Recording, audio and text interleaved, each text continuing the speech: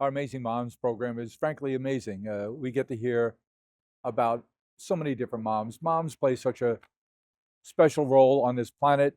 Uh, they're underappreciated, overworked, and we created the Amazing Moms program. It wasn't really our idea. I'll tell you the origin story. This is back more than 30 years ago. We were working out of our office in Queens, New York, and we got a letter, a handwritten letter, hand addressed envelope with a couple of stamps on the outside. And it turned out the envelope contained a letter and about $14 in cash. So we got a letter, handwritten letter, addressed to our office. And I came to the office, and a few people were looking at this letter, and they showed it to me. Handwritten letter from a fellow who was incarcerated in prison in upstate New York. And what the letter said to me was he knew who I was, he knew about the company, he'd read about us, heard about us, and he wanted to send flowers to his mother for Mother's Day. He wrote a very passionate letter about what an amazing mom his mom was. In spite of his screw ups, she stuck by him through everything. And he said, I didn't want my circumstance to not cause her to be recognized on this important day, Mother's Day. So this fellow had scraped together all the money he had in the world, which was $14.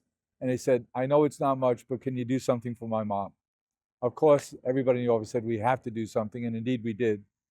But one of the magazines, Women's Day magazine, which was one of the Seven Sisters magazines back in the day, heard about that. Editor heard about that story and what we had done, and she wrote a little couple of paragraph note about it in the magazine, and it went viral. Back before viral was viral, and a lot of people heard about it, and we heard from a lot of people telling us about their mom or their wife who was a mom or their sister who was a mom, all of whom thought they were amazing. And that's when our program of recognizing moms and the amazing things they do was born. And I so enjoy this program because I get to read so many of these letters that we get about moms. And I have one here in front of me from a lady named Alicia. Alicia's daughter is Emily. And Emily, she thinks, is an amazing mom. And I think you'd agree. Emily's married to a fellow who's in the Marine Corps. He's based in Okinawa, Japan, and she has a couple of small kids, but she still finds time to work on the Boy Scout troop for her son, leading the Girl Scouts of America overseas troop. She's working as a contractor, leading the Christian education ministry at the base chapel. She's continuously in tune with the kids, Alicia tells us. And she says Emily stays up late at night sewing patches and vests on uniforms, even making time for her own book club every once in a while. So Alicia goes on to tell us that she had a tough time raising Emily because she was a single mom and it was a custody situation. So she said it was less than optimal, but she's so proud of the woman and the mom that her daughter Emily has become. And she said, having raised her in a tough circumstance, to see that she's overcome all of that and become this amazing young woman, amazing young mother. And she said she deserves recognition for all of these things. And she should know that she is indeed seen by God and by others. I think, Alicia, the point is maybe you're missing something a little here is the fact that you sat down and wrote this letter, and we get to share it with the world now. And Emily gets to hear and read how you feel about her and feel the pride you have in her. That's the gift. You've already given her the gift.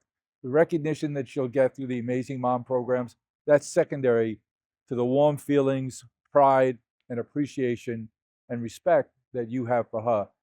That's the gift. Expressing those feelings is the gift that you'll both share.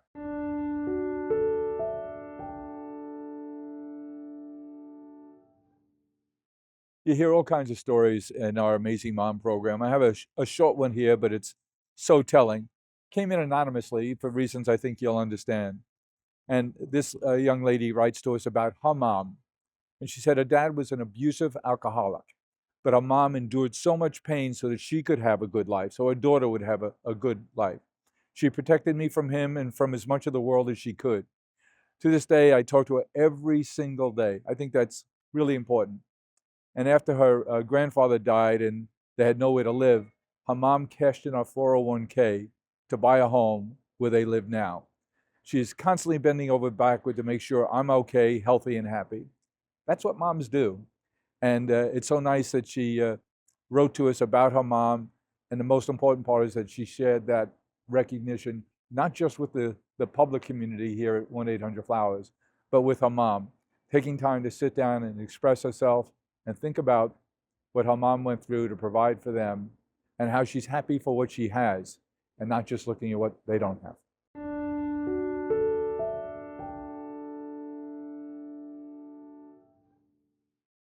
We bounce around a lot from good things to bad things and to whatever life deals us. And Dee tells us about her mom.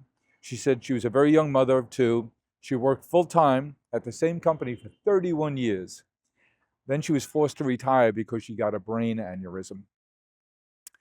But they're blessed, the family's blessed because her mom is recovered. And after a few years enjoying some downtime, she helped care for her mother-in-law at the end of her life before her mother-in-law passed. Later, she returned to work in her husband's business, and lo and behold, her husband developed some health issues, and so the burden of the small business that they operated fell on her mom. Today, she does all the driving, schedules doctor visits, picks up her husband, cares for him, and keeps the business going too. She has 2 children, 7 grandchildren, and 2 great-grandchildren. She tries to show up for them all, as well as her friends and their families. Now, that's an amazing mom, and Dee, thanks for sharing the story about your mom. We do what we have to do, most of us anyway, do what we have to do, and it's all about the attitude we bring to those activities. She could say, woe is me, one thing to the other, but it sounds like this mom has the right spirit, just keeps on going, and knows that tomorrow will be a better day, or at least if it's about attitude, it will be.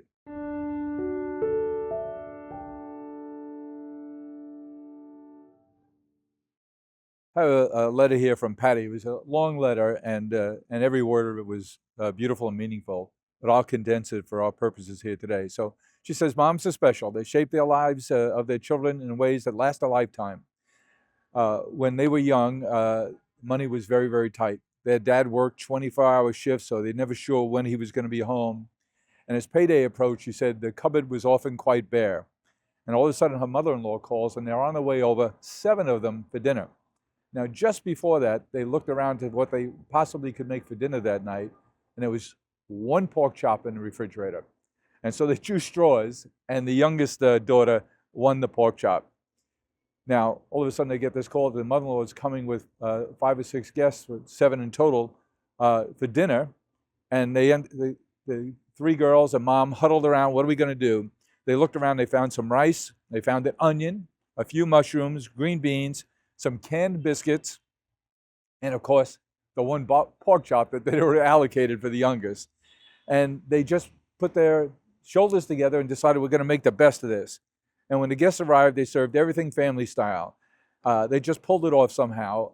They took the biscuit and they cooked some biscuits. They chopped up the 1 pork chop. They made a little gravy over it. They cooked the rice. They poured and they made somewhat of a meal out of it until someone said, "What's for dessert?" And they were panic-stricken. They had somehow squeezed it out here. What they did for dessert was they went back and they got the biscuits.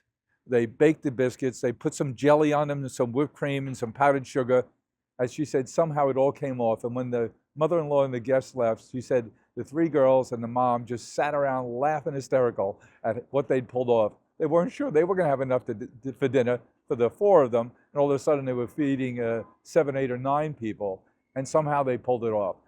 I think the lesson there is, A, she's sharing that story, and I think that's really, really important. And it's a lesson those 3 girls and the mom learned, but the 3 girls learned from the mom that sharing is so important.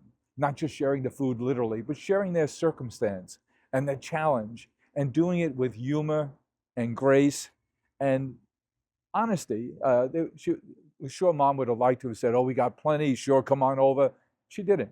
She made it a life lesson for those 3 girls, and she taught them what it is about community. So even in a tough time, if you're sharing that with a sibling, a friend, your mom, that makes it easier and less burdensome. And when there's a small group of you and you share that circumstance with raw honesty and genuine community, you can get through it, you can make a joke of it, and you can make it a life lesson that'll last you all forever. And that's an amazing mom story, no question about it, and it's inspiring. And the lessons I take away from that is honesty, a sense of community, caring, and just sharing a circumstance is what's really important.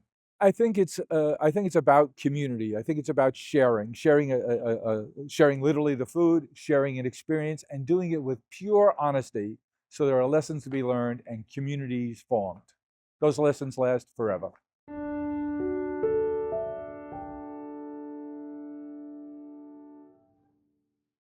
So Jennifer tells us about her mom. Her name is Marissa Davis, and Marissa is she's a mom of two, 9 and 4 years old. So not a quiet house, I'm sure. She works full time in data analysis and for a not-for-profit organization. And Marissa is also a pastor's wife. So not only is she a mom to a 9 and a 4-year-old, she's a mom of sorts to a whole community of over 200 people. Here's a person who knows how to balance her time, her energy, her interest, and be there to give to her, not only her own two children, but to a whole community. And of course, we know a pastor's wife is a lot more than someone behind a curtain. You know, what a lesson I knew, but I've relearned in reading these letters over these years. Mothers never stop being mothers. Look at how many moms have told us about how proud they are of their daughters who they think are amazing moms. And sometimes they're quite critical of themselves or their circumstance, and they're amazed that their daughter became an amazing mom having grown up in those circumstances. I don't think it's a surprise though, because these moms who are nominating their daughters, you can be sure they were amazing moms too. In fact, they are amazing moms.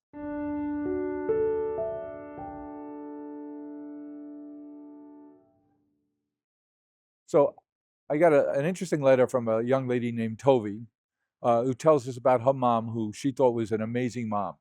She told the story that they were living in a very rural area on a farm. There were 10 children, 8 girls and 2 boys. She was in the middle. She had an older brother. The local school teacher came by the house one day to tell her mom that that she thought her older brother had educational potential and that she found a boarding school that she was going to recommend he go to. He wanted no part of it. He said he's not going. And so Toby, being a little precocious, said, "Well, I'd like to go." And the school teacher, back in the 1950s, turned to her and said, "But you're a girl." And the mother was outraged and sent that teacher packing, and made it a point made it a point of hers to go find a boarding school that Toby could go to. And indeed she did, and it changed their lives. She said the only regret that she has is that 1973, when her mom passed, she was living in Hawaii at the time and she was pregnant, so she couldn't make the journey back for the services. But she said her mom's ability to be amazing under very trying circumstances and to think past herself and for her daughter's future, and in a time when it wasn't the norm that people would go to boarding schools, or especially young ladies, her mom saw that she had the potential and changed her life by that act of bravery and ferocity to change her life. Sounds like Toby's a pretty amazing mom too. What do you think?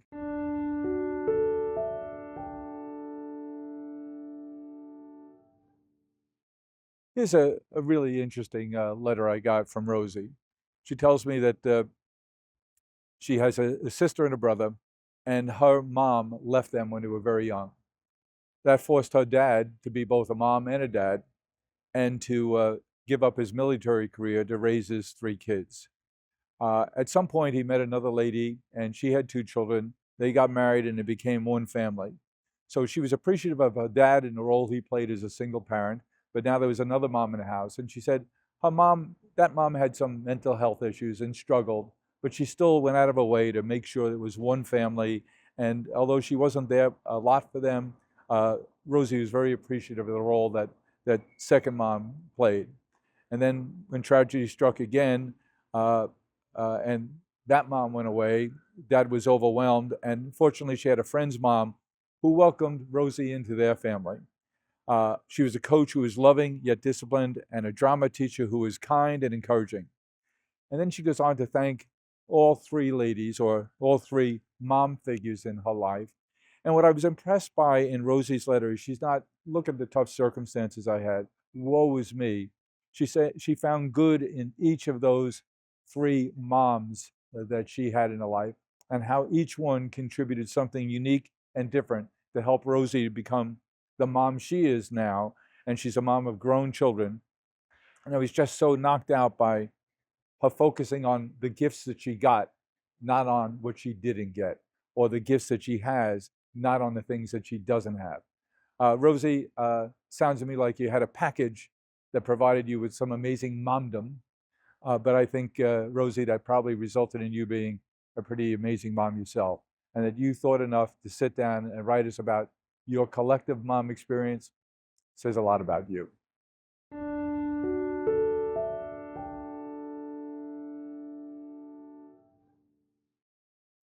You know, being in the flower business is challenging. It's especially challenging for the mothers in our world. I remember our first Mother's Day, which was 50 years ago. 50 years ago, my wife, Mary Lou, was pregnant with our first child. So, first Mother's Day, she's in the stores working with us and making it all happen. And throughout that time, you know, in the early years, some guy got the idea that people wanted to be able to order flowers 24 hours a day. So what did we do? When we closed the shop at 8 or 9 o'clock at night, I would forward the phone to my home phone number, where my wife, now with 3 children, is busy taking care of them, trying to get them fed and bathed and pajamaed and into bed and with their schoolwork. And now in that hour it takes me to get from the shop to home, she's busy taking care of the kids. And if the phone would ring, we had order pads next to each phone so that she could make believe she was in the shop or a shop and take an order. Now that's an understanding, amazing mom. And we did that for quite a while. And so the moms in the McCann family always know that they're amazing, but they're expected to be amazing at work on Mother's Day because it's very busy and we need all those amazing moms on deck. Every amazing mom in our shops and our business always had a corsage on for Mother's Day to designate them as special and amazing moms and to say thanks. But the comments they would get from customers in the store about, oh, you don't even get Mother's Day off? And they'd all tell her, we celebrate Mother's Day a week later. So if you know a florist, they're probably a week behind on celebrating all those holidays because they're busy while you're celebrating.